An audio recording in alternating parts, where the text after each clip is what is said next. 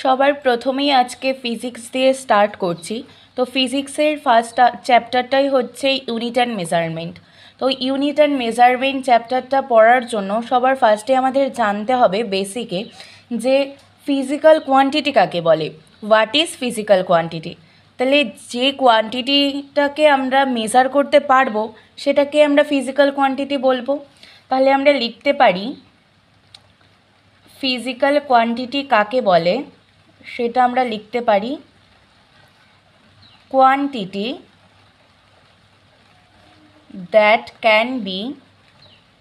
that can be measured called physical quantity. Physical quantity. তো এটাকে সংক্ষেপে লিখে নিই আমরা পিকিউ।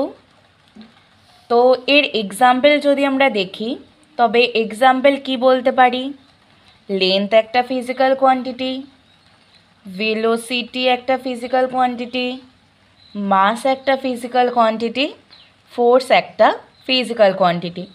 এরপরে একটা প্রশ্ন আসবে যে তাহলে নন ফিজিক্যাল কোয়ান্টিটি কোনটা। তাহলে নন ফিজিক্যাল কোয়ান্টিটি যদি বলতে হয় তবে ডেফিনেশনটা কী হবে, quantity that can not be measured called non physical quantity. তাহলে সেক্ষেত্রে এক্সাম্পল কী হবে, সেক্ষেত্রে এক্সাম্পল হচ্ছে মেজার করা যায় না যেগুলো, সেই সব জিনিসগুলো। যেমন লাভ বলি, লাভ কি মেজার করতে পারি, পারবো না। তো লাভ হচ্ছে নন ফিজিক্যাল কোয়ান্টিটি। তারপরে আমরা দেখব টাইপস অফ ফিজিক্যাল কোয়ান্টিটি। তো টাইপস অফ ফিজিক্যাল কোয়ান্টিটির মধ্যে আমরা কি পড়ব, তিনটে টাইপস পড়ব। তো ফার্স্ট টাইপসটা হলো ফান্ডামেন্টাল ফিজিক্যাল কোয়ান্টিটি, সেকেন্ডটা হলো derived physical quantity, and last one হলো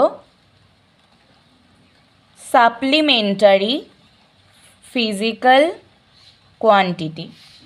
তো ফান্ডামেন্টাল কোয়ান্টিটি কাকে বলবো, ফান্ডামেন্টাল কোয়ান্টিটি হচ্ছে সাতটা,